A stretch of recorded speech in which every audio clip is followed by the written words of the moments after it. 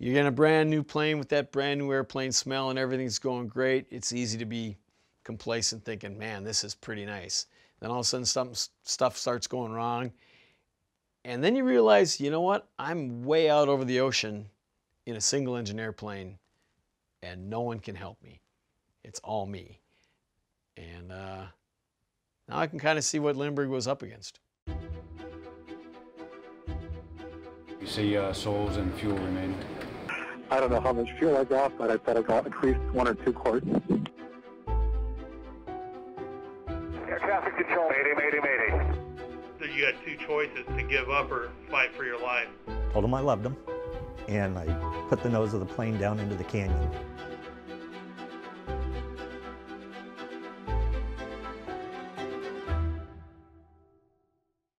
Hi, my name is Kerry McCauley. I'm an international ferry pilot. I've been doing it for over 30 years. I've got over 9,000 hours and made over 100 ocean crossings.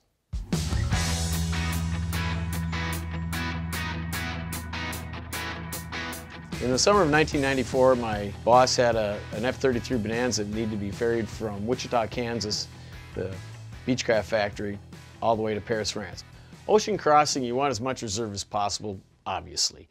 3-hour reserve is ideal because if you run into unexpected headwinds or fog over the Azores, I mean, when you're shooting for the islands out in the middle of the Atlantic, if they're fogged in, there's nowhere else to go. You're not going to be able to make Africa or Europe.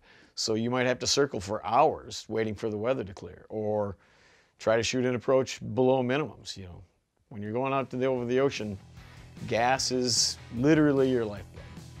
So on this particular airplane, seeing it was brand new, my boss decided to not do what we typically do for the ferry tank. Normally what we do is we would drill a hole about a ½ inch in the bottom of the airplane, take a J-tube, stick it out. It was easy to fasten that very securely with washers and nuts to the bottom of the airplane. That way it would keep the J-tube aligned with the airplane and get good solid ram air to pressurize the ferry tank. So what he opted to do was, there was a 4-inch across access panel at the bottom of the airplane, and he stuck the J-tube in kind of sideways and then screwed it up underneath there so it was kind of pointing in the way, and used a healthy dose of duct tape to keep it in place. And reminded me to check it a couple of times to make sure that was working, which should have been a red flag. So typically once you get the weather packet, you go back to the planning table and sit down for an hour and figure out your whole course. You get latitude, longitude points that you're supposed to hit on your crossing, and you get out the classic E6B flight calculator and figure out your wind drift, your ground speed, or water speed in this case, and how long it's going to take you. Do your fuel burn calculations and see, number one, do you have enough fuel to make this trip with the adequate reserve? The route I was planning was St. Paul to Bangor, Maine. Can make that in one jump with the ferry tank. Then go to St. John's. The plan was from St. John's, then go down to Santa Maria, the Azores, and then up to Paris.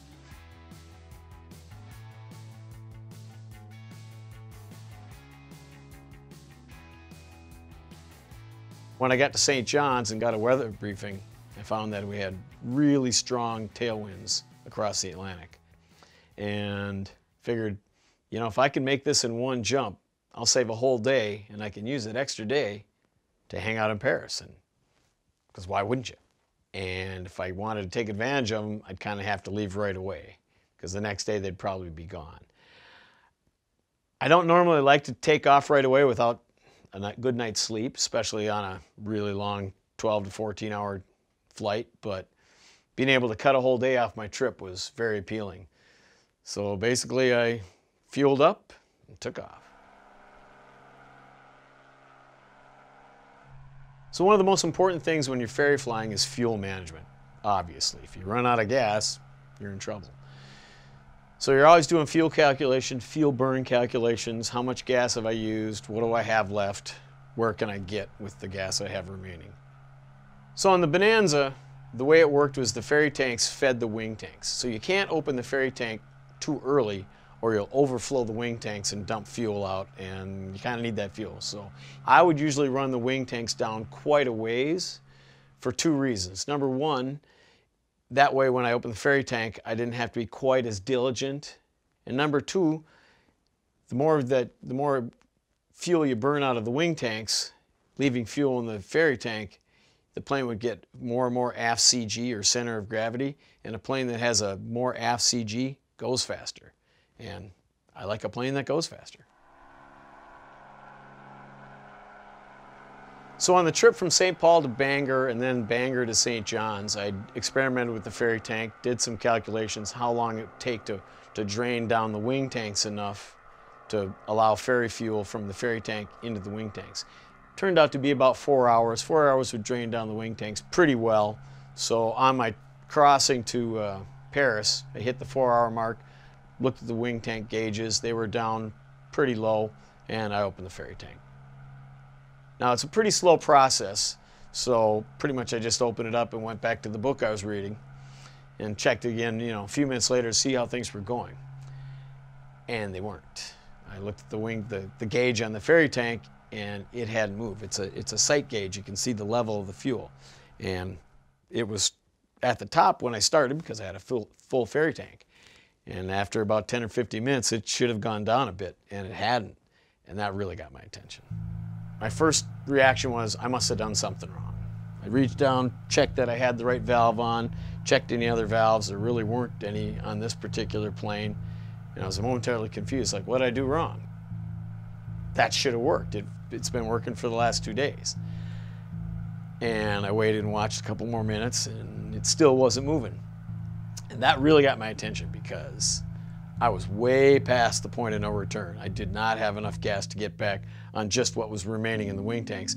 I couldn't turn around to go to Canada, especially because I would be fighting a massive headwind. There's no chance. And I definitely didn't have enough gas to get even to the British Isles, but definitely not to Paris. I was understandably upset.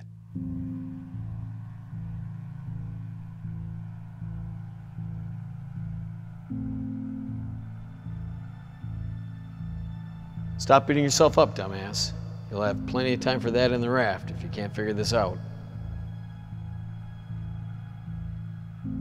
One of the things that I really loved about ferry flying is that it gave me tons of opportunities to overcome challenges such as this. This was the biggest one by far to that point in my flying career, but I'd had lots of weather challenges, fuel challenges, maintenance challenges.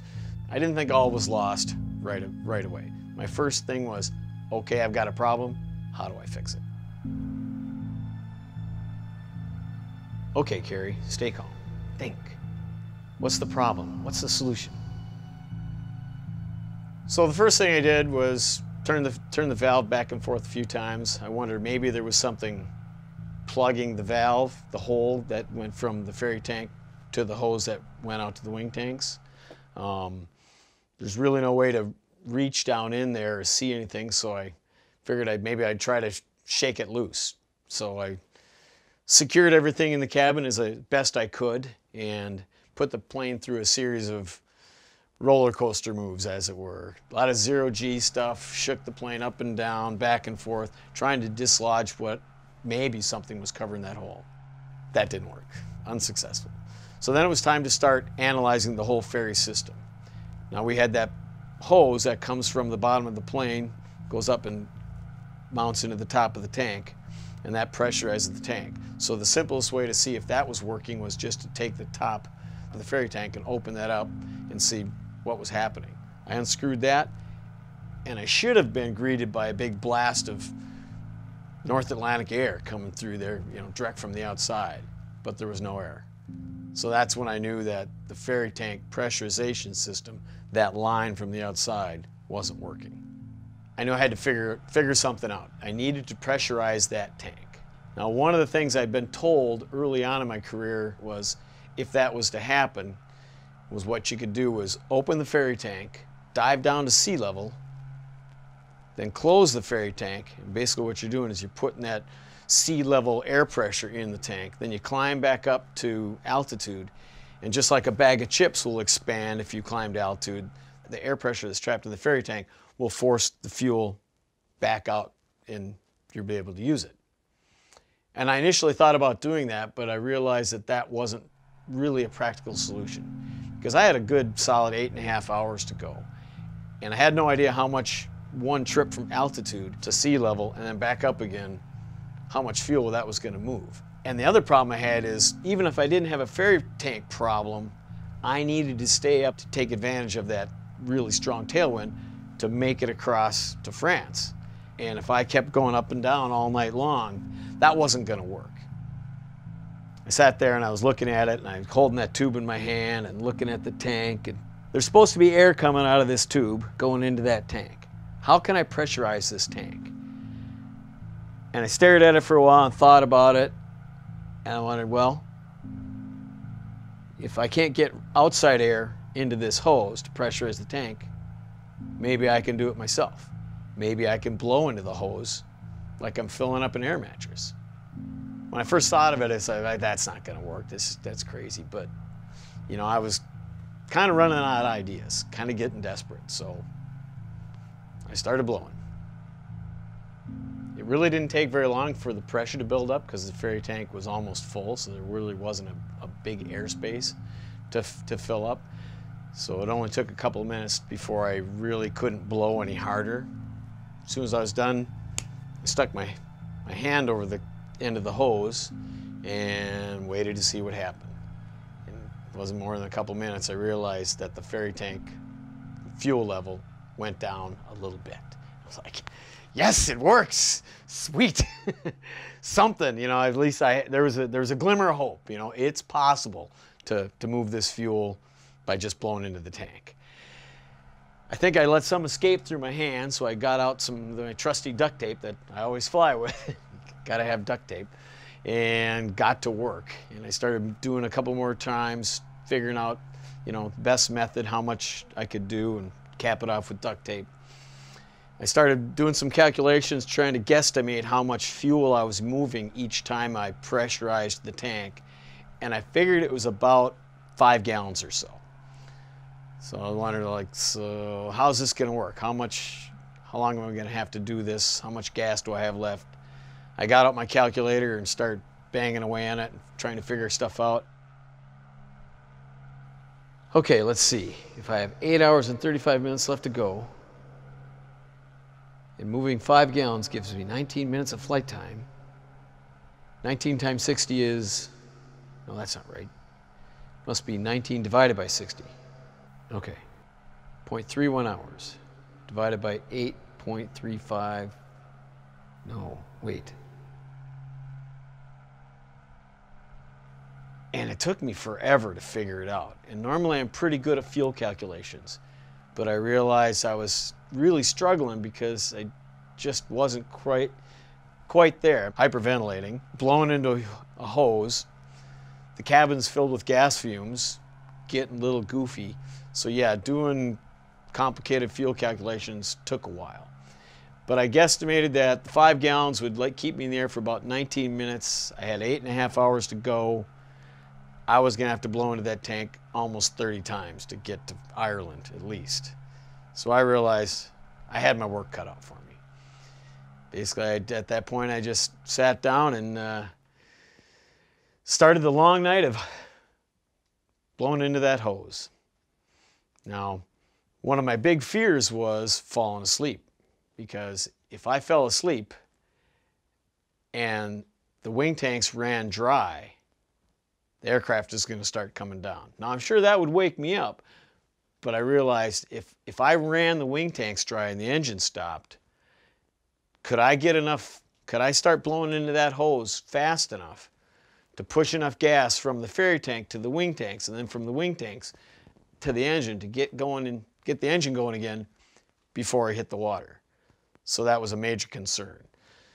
Now, my one possible saving grace was maybe the weather was going to be good in Ireland.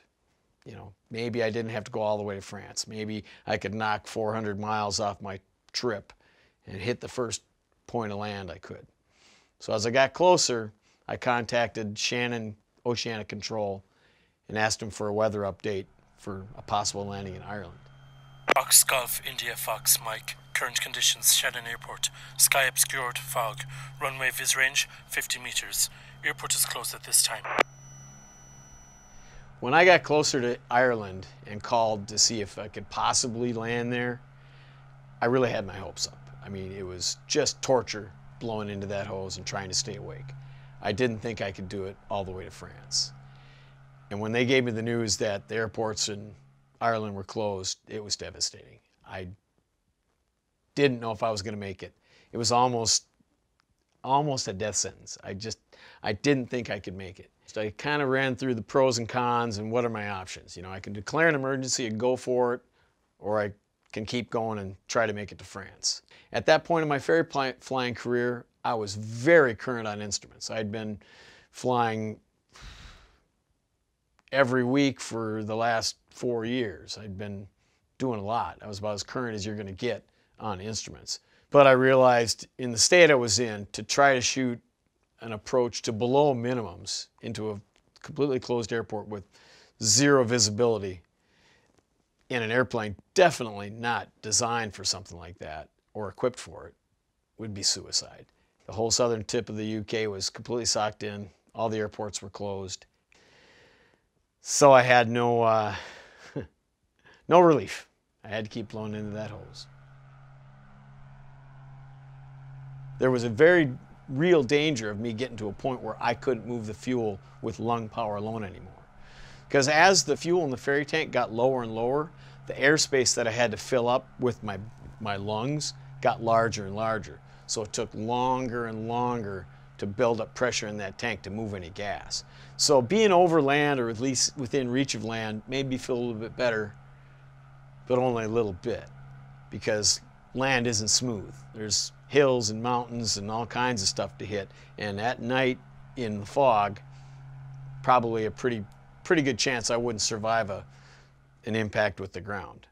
Now if I was over the water is relatively level, so if I kept it at minimum controllable airspeed, flaps all the way down, I'd probably survive impact with water even if I couldn't see it. So I don't know, really wasn't a whole lot of comfort knowing I was over the mountains of Ireland. I think the last 4 hours was the worst, because I'd built up hope for landing in Ireland, and that had been taken away from me. And then I knew I just had to suck it up and keep going to France. And as the time wore on, it just got worse and worse and worse. And you know, the cumulative effect of blowing in that tank just became hell. But I kind of became almost robotic in my motions. I don't think for a long time I didn't take that hose out of my mouth. I just in through my nose, out through my mouth. So back when I was ferry flying, I had a really good high altitude tolerance. I mean, I was skydiving a lot at the time, so I worked at high altitudes, ferry flying a lot. At that point, I wasn't your normal GA pilot. I mean, I did that all the time. But on this flight, it kind of got the best of me.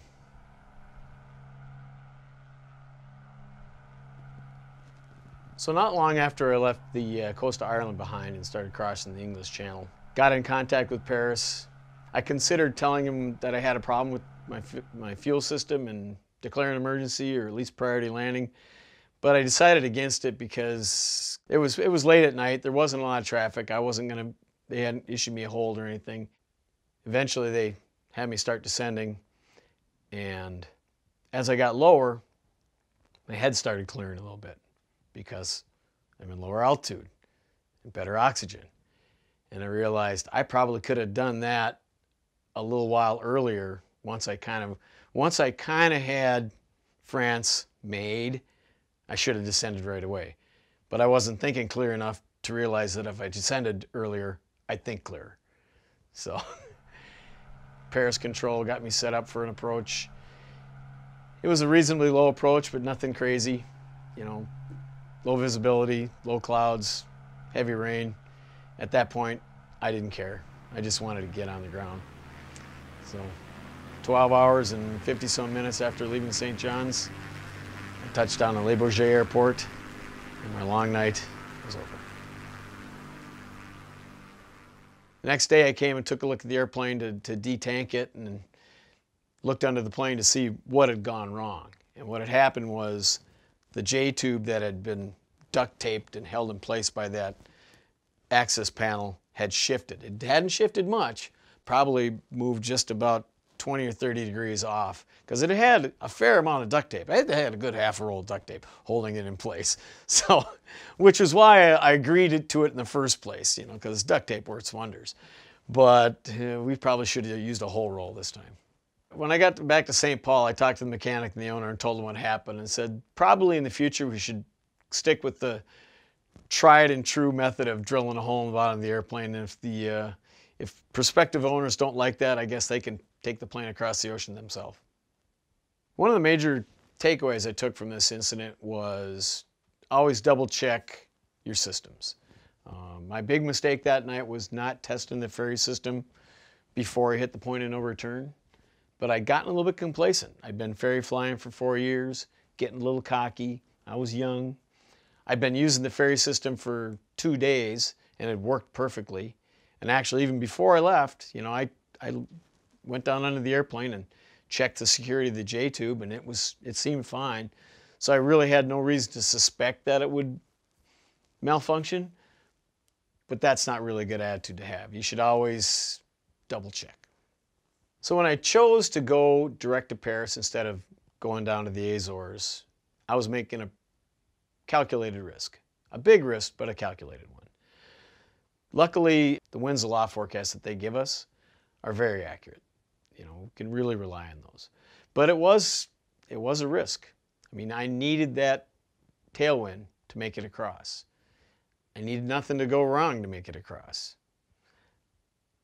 And you know, maybe it wasn't the safest option, but when you're a ferry pilot, you can't always take the safest option. I mean, there's no safest option when you're crossing the ocean in a single-engine airplane. You know, it's dangerous. If one little piece in that engine decides to break, you're in the water, and there's no amount of preparation, no amount of flight planning, no amount of extra gas in the tank that's going to keep you out of the water if that plane breaks. One of the things that ferry flying taught me about flying in general is always have a back door and never give up. Over the United States, it's real easy. There's an airport every 10 miles. They're everywhere. There's tons and tons of options. You know, something goes wrong, fly into bad weather, turn around, go do someplace else, land, figure it out. But we're, you know, out over the middle of the North Atlantic and something happens. Sometimes you don't have a back door. I was presented with a problem that didn't really seem to have a solution. And I easily could have rolled over and died. You know, if I'd have just said, oh my God, my ferry system isn't working, I'm going in the water. I easily could have done that. But you always have to keep swinging. Even if there's no hope, keep trying. You might get lucky. So a lot of people think that flying a brand new aircraft over the ocean is definitely the way to go. I mean, it's brand new, what could possibly go wrong? I have the exact opposite opinion and experience. I like a plane that's got at least 200-300 hours on it, because that way all the stuff that was done wrong in the factory has already broken and been fixed. And the stuff that's going to wear out and break hasn't quite worn out and broke yet.